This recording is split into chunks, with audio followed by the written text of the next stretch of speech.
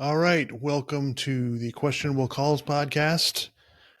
Doing solo today. I have some thoughts that I needed to get out, so just wanted to talk a little bit of college football and NFL from this past weekend and kind of what's been going on. First off, the Texas Georgia game.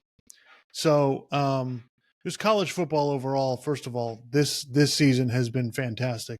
Every week you're kind of because of teams realigning the conferences and teams moving to different conferences, you've gotten better games. So we already got Alabama, Georgia, and now this week or this past Saturday we had Texas against Georgia. So coming into the game, I thought I kind of thought Texas would win, but I was not sleeping on Georgia. Anybody who I talked about this, I think, on the last episode, anybody who bailed on Georgia was foolish. And I'm not surprised that, Georgia came back and played their ass off in this game. This was basically a destruction. I mean, there was no chance of Texas winning this game. Early on, it kind of looked like, Georgia was kind of keeping them in it with how bad Carson Beck was playing at quarterback. But the Georgia defense just completely annihilated them. And they really had no chance. And it was pretty funny when they went to they pulled Quinn Ewers and put Arch Manning in, and I was just like, I'm watching the game going, that's not going to matter, because the way Georgia was playing defense and what they were all over Texas's offensive line, I knew that it wouldn't matter. Like, you could have put, Patrick Mahomes or whoever you wanted back there at quarterback. It wouldn't have made any difference. But that's the Georgia team. And basically from the second half of that Alabama game on, you saw how good Georgia is capable of playing. And so I think Georgia, if they play their best, Georgia's the best team. Now, are we going to get that every week? No, that's the difficult part about the way college football is now. It's every week is a challenge that these teams have to rise up to this challenge. And if they don't, then you're going to lose. And there's not much you can do about it. My second takeaway from the game was, God, both quarterbacks were bad.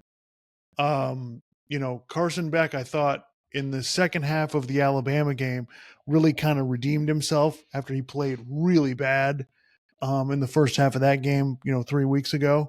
But then in the second half, he lived up to the billing and almost won the game for Georgia. And they had the lead with 2 minutes to go. So in that game, I thought, first half was terrible. Second half was great. But in this game, yeah, he was pretty much didn't do a whole lot the whole game. I mean, and good thing for Georgia, he didn't have to do very much because they were blowing this team out anyway. But what was shocking to me was in the second half when Texas is down and they have to score, just Quinn Ewers being totally useless in the game. All he was doing was throwing 2-yard checkdowns. And I was just like, I've watched this guy and I'm just like, dude, throw the ball down the field. Like, you got to try to, if you got to score every drive. You can't play like this and think you're going to come back in this game. And he didn't do that. So yeah, I was, Carson Beck did not play well, but I was really more disappointed in what Quinn Ewers did for Texas. I thought that was really bad. And and I know that, one thing I don't like about what people do is every game is an indictment of this quarterback or the other. And we get into this whole thing where we talk about how they're going to play in the NFL. And I just think like this quarterback class this year is not even close to the quarterback class last year in 2020 that just got drafted in April. So I just, I don't think this quarterback class is not great. I think probably Shedeur Sanders is probably the best one, but I'm waiting and seeing on Cam Ward and Quinn Ewers and Jalen Milroe and Carson Beck. I'm not really sold on any of them, but let's see how it goes. But the quarterback play in this game was absolute dog shit, and I couldn't believe how bad it was on both sides. But it didn't matter because Georgia was so good on defense and that's the only saving grace for Quinn Ewers as well. Maybe he just had a bad game because that defense was overwhelming them, and maybe he just didn't have a chance. But we'll see now if they play again. We'll see if it's different. But Georgia definitely, put their name up, and I think honestly, you want to talk about resume? Georgia's got the best resume.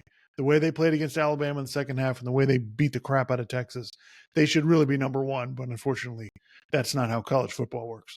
The bad call in the game. So Texas gets an interception, and at first they call pass interference on the defense when basically it looked like the receiver and the defender just kind of ran into each other. They call pass interference on the defense. The crowd goes absolutely apeshit. They throw stuff on the field. It's a complete mess. Steve Sarkisian has to go over and like hold his hands up and try to get people to stop doing it. That while this is going on, the referees talk and then change the call to get rid of the pass interference so it gives Texas the ball inside of Georgia's 10-yard line. I'm watching the game going, what the hell is this? Like, are you kidding me? Like, you just can't. There's just no possibility of you doing that. You can't change the call all of a sudden like that. It's just absolutely ridiculous. And from what I understand, they made the initial call, marked off the yardage to where they were going to put the ball down. And then the referee who saw it looked at the video board and said, well, I don't think I really saw that. So, yeah, this is really bad for officiating. Yes, did they probably get the call right in the end? Yes. But bad calls are made. That's understandable. But the process of just absolutely butchering this is just ridiculous. And, I think, my entire takeaway on college football in general is, look, sometimes college football turns into a barnyard musical. That's what it is. It just turns into a freak show. It's a mass hysteria. Everybody's completely nuts. And I think it's one of the things that's great about the sport, that you never know what's going to happen, but it also is a problem and why lots of people don't take college football seriously, because of stupid stuff like this. They're not managed, they're just not taken care of, and that's the kind of stuff that happens. One of the other games was Alabama losing to Tennessee, going on the road and losing at Neyland Stadium. I know Alabama's freaking out. I understand that. This is how college football works, especially fan bases. This is how some fan bases are. They're absolutely nuts. They want everybody fired. They think they should never lose a game. And I think, part of me is like, Alabama's kind of getting to understand what it's like when you're not the legendary team with the legendary coach anymore. And the other part of me is like, let's see if Alabama gets better in the next month. Let's see what they look like. And, for all the stuff they're saying about Kalen DeBoer, the coach is not going anywhere. The coach has probably an $80 or $90 million buyout. The dude is not going anywhere. So you guys can complain about the coach all you want. That's not changing. What does concern me is, Alabama's defense being able to get it done, especially in the second halves of these games where they're not able to stop people. And then the other thing is, like, I didn't think Alabama's offense was a problem when they lost to Vanderbilt, but the last 2 weeks it has been. They, should have lost to South Carolina and played bad enough on offense to lose that game for sure. And then the offense just could not deliver against Tennessee's defense. Now, what I will say is Tennessee's the best defense that Georgia's really, the second half against Georgia's defense was good, but this, for a 60-minute game, this is the best defense that Alabama's played against. And Tennessee kicked their ass on the line of scrimmage. And that's what happened in this game. And Jalen Milroe, it can be a struggle for him. It looks like, from what I've gathered, like, it looks like when he gets, you get in his face and you knock him down a little bit, and all of a sudden he's not looking downfield as much. And I think, I'm not sure what they're doing, where they're trying to make him become a pocket passer and, not just run with the ball, which is what he should do, because that's what he's great at. And I just feel like he's hanging in the pocket too long. Like, dude, make a read or two, and if it's not there, just go. I think that is, because that's the scariest weapon when you play Alabama, is that he's going to run and just, break down your defense. And so, yeah, I think they've got some issues there. But what I would like to say is, Alabama's undisciplined. They committed 15 penalties. This is a mess, blah, blah, blah. It's like, do people remember what it was like last year? because last year Alabama didn't know who their quarterback was, right? They almost lost to South Florida, right? They're committing penalties all over the place. They look not for a Nick, especially for a Nick Saban team. They look not well coached. They look like they don't know what they're doing. And what happened? They figured it out. They were fine, and they got better as the year went on, and they ended up in the playoff. Right? So is that going to happen here? Well, they're running out of time for that to happen.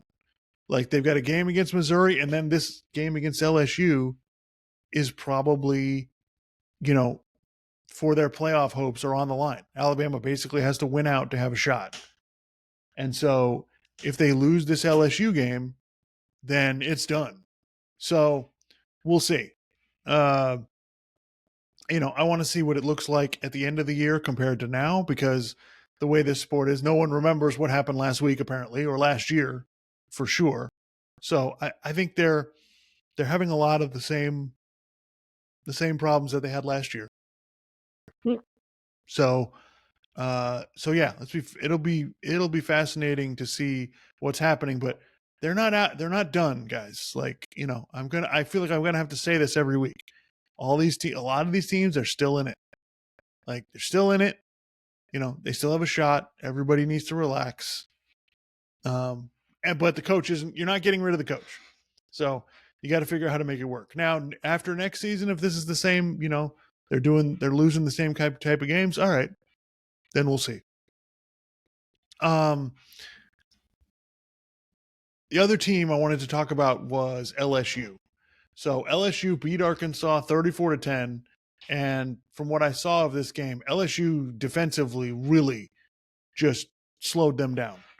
This is 2 games in a row now where they played good defense against Ole Miss and they played good defense against Arkansas. And if LSU's defense is going to play like that, then yeah, LSU not only can get to the playoff, they can win the SEC. So, LSU, selfishly, that's a team that I root for, just because I really like their whole vibe. I think it's really cool. Their home field is amazing. And, they're a team I've been following pretty hard since they had Joe Burrow and all those guys. So, yeah, but huge game this week against Texas A&M. LSU really needs to, if they want to get as far as they can, then they need to beat Texas A&M and beat Alabama the next 2 weeks. But if they play like that, I'm seeing something that could really be special. So I was kind of thinking about this yesterday when I was watching the breakdown of the 12-team playoff and who would be in it if the season ended today and all of that. And yeah, this is going to be really tight. Like, I think I said recently that I think the 3-loss team is going to make the playoff. Maybe that's not going to happen now, because right now it looks like you've got 2 ACC teams, Clemson and Miami, that might be able to make the playoff. And you got 2 Big 12 teams that are undefeated. So if this continues, this could be really tight. And you could have at least 2 teams from the 4 major conferences represented. And so, yeah, this is, I think give me about 3 more weeks.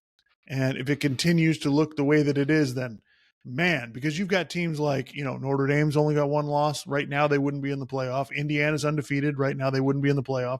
Texas A&M is undefeated in the SEC. Right now, they wouldn't be in the playoff.